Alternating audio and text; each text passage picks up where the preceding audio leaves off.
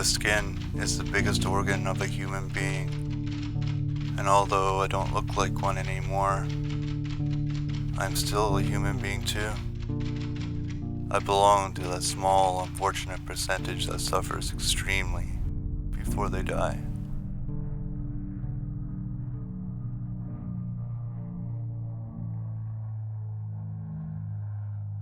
What's that noise?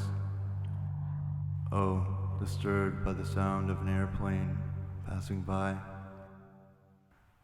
The sound reaches my eardrums through the walls with its cracks and holes. Thirsty again, a dry mouth with my own personal neutral taste of flesh and spit. No need to drink water just yet. An itch on my back. Hope I won't have to move and scratch. Maybe it will pass on. Okay, I'm actually going to do it. And since I have to move, I might as well drink some water and take a precautious piss. I spend most of my time like this, lying in bed with closed eyes focused on the colors projected on the brain screen, often disturbed by my senses such as noise, odor, or taste, or interfered by the will to stay alive, like the need to drink and eat. My most perfected state of consciousness were the colors and shapes that were created inside my head, a technique that I mastered well. Beautiful as that is, my ultimate goal was about experiencing utterly nothing, like being darkness itself, or more like becoming the space between the stars.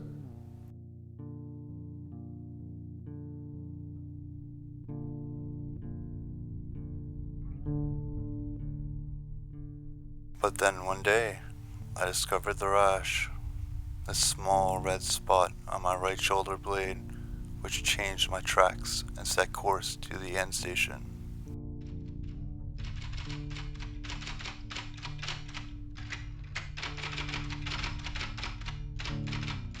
I didn't go out much. In fact, I hadn't gone out for several months. I didn't suffer from agoraphobia or anything. I wasn't scared. Well, maybe a little. But the reason I didn't go out was because there was no need to. I didn't work because there was no need to. I lived on welfare, and I think I just wasn't fit to employ any job. There was a time that we were forced to go outside for hard labor shopping, but it got delivered by delivery services.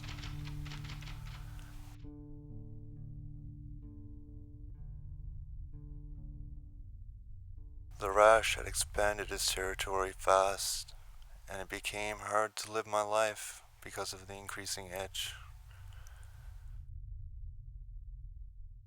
It was time to see a doctor, which was probably a little late, since I always postponed the things I didn't really have to do.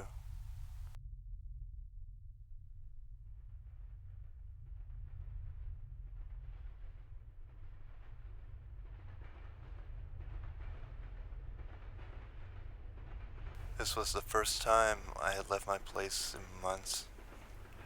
My place, my tomb, a place that most people would call their home, was in fact a basement that had squatted for over a year.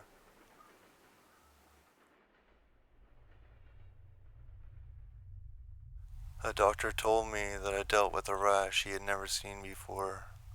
What he did know was that it was some sort of fungus, and based on that diagnosis, he prescribed me a medicine that should get rid of the rash.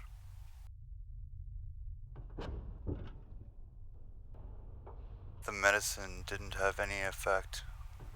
As the fungus grew bigger, so did the itch. Weeks passed by while the rash took over.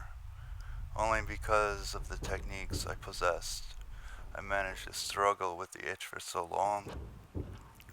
I tried to focus on the space between the stars as much as I could and outcast the horrible effects of the rash. until I reached my limit and found it unbearable.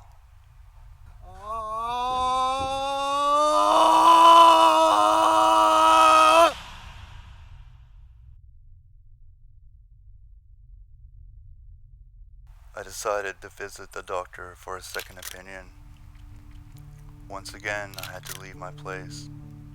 I immediately got transferred to a specialist. He prescribed morphine pills to ease the pain. Comforting was the fact that it got delivered. I just had to pick up the phone. The pills got rid of the pain, but not the itch.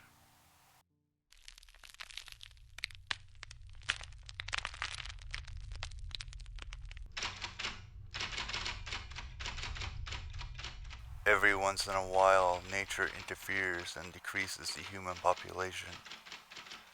Since I lived in seclusion for so long, it's likely that the forces of nature caused this disease to pop up out of nothing on my shoulder.